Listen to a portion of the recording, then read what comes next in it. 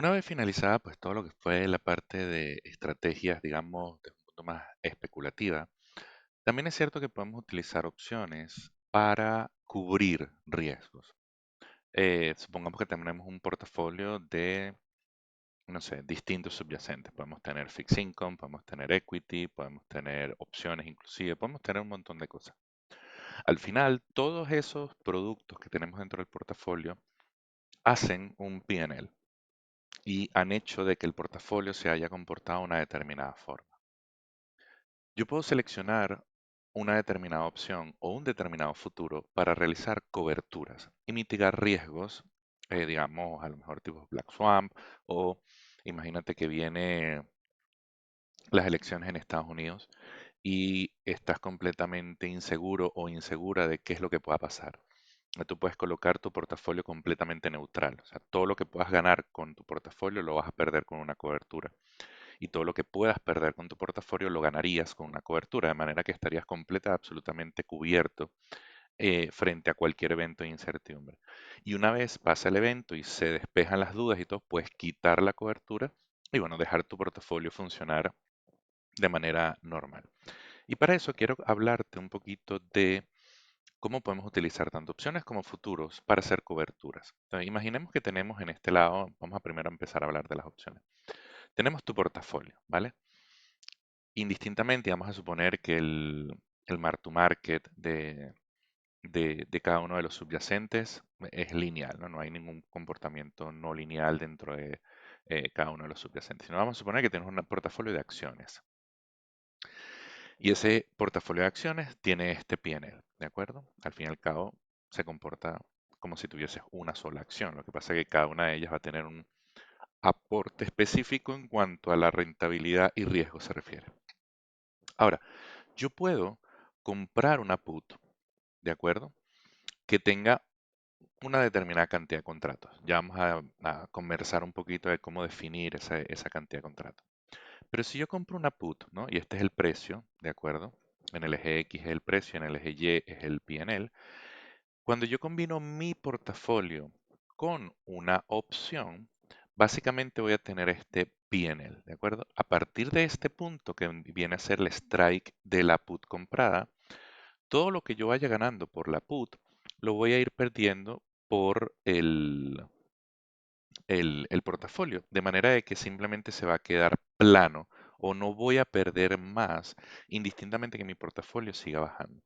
Y de aquí hacia arriba, como el P&L de la opción es básicamente el premium que yo estoy pagando, voy a ganar todo lo que venga por parte del portafolio. Entonces, en este caso, voy a tener un upside ilimitado y un downside limitado.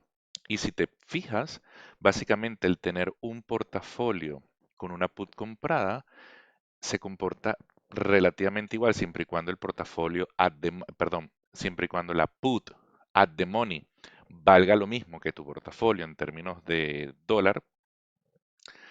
eh, Básicamente lo que tengo es una call comprada, ¿de acuerdo? Fíjate que el P&L, que es esta línea punteada que está acá, es el P&L de una call. Esa es, digamos, una de las opciones para tú crear una cobertura con opciones, comprando una put. Y lo único que habría que definir, y acuérdate que lo que es el exposure, ¿no? La exposición que te dan opciones es dinámico, ya que delta no es estática, sino es dinámica porque tiene el componente de la gama.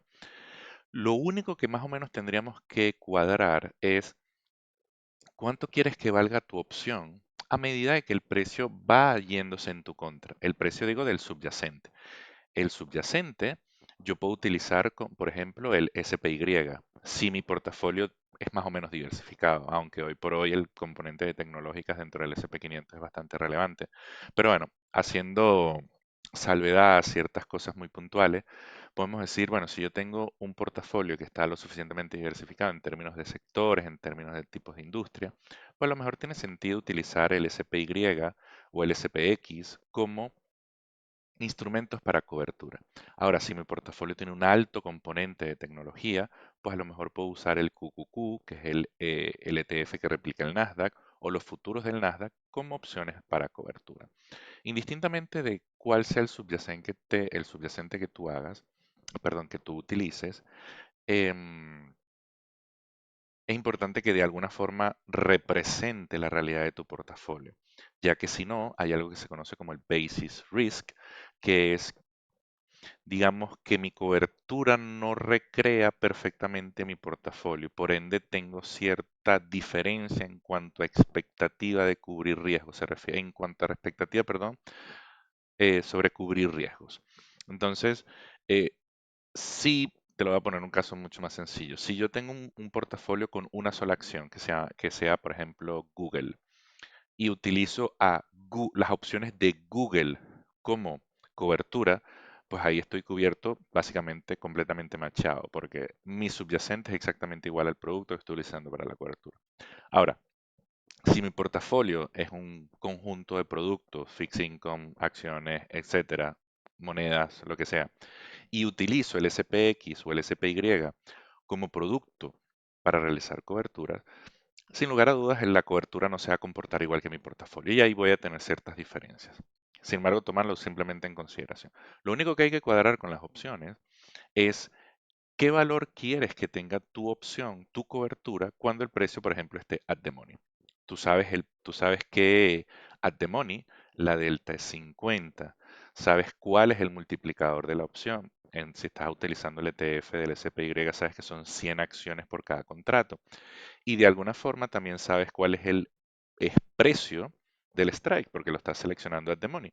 Multiplicando todas esas cosas, vas a saber cuál es el delta dólar de tu opción y multiplicando por tantas veces el contrato, cuantas veces contratos quieras comprar, pues obviamente vas a dimensionar la cobertura de tal forma de que a lo mejor a partir de este punto se comporte como tu portafolio. Si no quieres que se comporte como tu portafolio, sino un poco menos, pues obviamente la cantidad de contratos debería ser diferente. Pero de todas formas, siempre ten en consideración de que debes de alguna forma entender el comportamiento de tu opción a medida que el precio se va acercando a lo que sería el strike en el caso de una cobertura. En el caso de las coberturas con futuros es un poco más sencillo, ya que la delta es estática, lo que conocimos en aquel momento que son las hard deltas, que vienen a ser las deltas dentro de los futuros, dentro de las acciones, etcétera, que no cambian nunca, que es delta igual 1. Y los soft deltas es lo que nosotros estudiamos o conocimos en aquel entonces, que eran las deltas de las opciones, que las deltas en out of the money son distintas a las deltas at the money, son completamente distintas a las deltas in the money, producto de que hay un componente llamado gamma que cambia la delta a medida que el precio del subyacente se va moviendo. Ahora, haciendo el ejemplo en el caso de la cobertura con futuros, si nosotros tenemos el mismo portafolio, yo puedo vender un futuro, ¿de acuerdo? Y puedo dimensionar el futuro tal que valga exactamente o muy parecido a mi portafolio. En ese caso, mi portafolio va a estar completamente cubierto. Lo que yo gane por mi portafolio lo voy a perder exactamente igual por el futuro, por ende, de aquí en adelante el precio no debería cambiar, o sea, el valor de mi portafolio no debería cambiar. Y de aquí hacia abajo, todo lo que yo pierda por mi futuro, por mi portafolio, perdón, lo voy a estar ganando con el futuro. De manera que de aquí hacia abajo mi portafolio tampoco debería moverse. Esto obviamente es una cobertura 100%, digámoslo así. Aquí la cobertura es un poco más dinámica por el componente de la delta. Aquí estaríamos dimensionando el futuro en la misma magnitud que nuestro portafolio.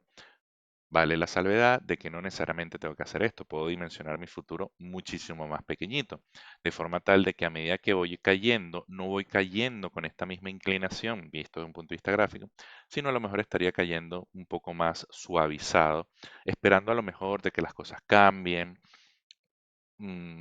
Estoy atravesando a lo mejor por un periodo de bastante incertidumbre, por ende yo no sé qué va a pasar, déjame cubrir esto, pero no lo quiero cubrir 100% porque tampoco quiero perderme el upside en dado caso de que exista un rebote. Entonces, déjame cubrirlo de una forma un poquito más eh, suave en el sentido de la magnitud del futuro que voy a colocar. Para calcular cuántos contratos tienes que vender en este caso, porque tendríamos que vender para cubrirla a la baja, se utiliza esta fórmula. Esta fórmula, déjame explicarte, pero es bastante sencilla. El número de contratos a vender sería el beta target, o sea, cuál quiero que sea el beta objetivo de mi portafolio, menos el valor del beta actual del portafolio entre el beta del futuro por el valor de mi portafolio entre el valor del futuro. Y el valor del futuro básicamente es el multiplicador por el precio del futuro al cual lo estaría vendiendo. Las betas no es algo que hemos hablado en este curso, pero es básicamente una medida es una medida de correlación, ¿de acuerdo? Cuán en sintonía se mueve la serie temporal que representa mi portafolio versus la serie temporal que representa el futuro. Y, por ejemplo, un beta igual 1 quiere decir de que mi portafolio se mueve exactamente igual que el futuro, y un beta igual -1 quiere decir que mi portafolio se mueve de una forma completamente opuesta al del futuro. Cuando mi portafolio sube, el beta del futuro cae y viceversa. Básicamente yo aquí tendría que definir cómo quiero que sea mi nuevo beta del portafolio. Si quiero beta 0, pues entonces simplemente estaría total y absolutamente cubierto, o sea, no tendría ninguna sensibilidad en cuanto al mercado, y así pudiese yo ir ecualizando. Si tienes alguna duda, no te preocupes, déjalo en los comentarios, yo con gusto te ayudo, ya que sé que esto es un punto, al menos la parte de la beta, que es algo que no hemos considerado dentro de lo que es la parte del currículum del curso de opciones. Esto es lo que te quería contar en relación a las coberturas. Muchísimas gracias por tu tiempo y nos vemos en los siguientes vídeos.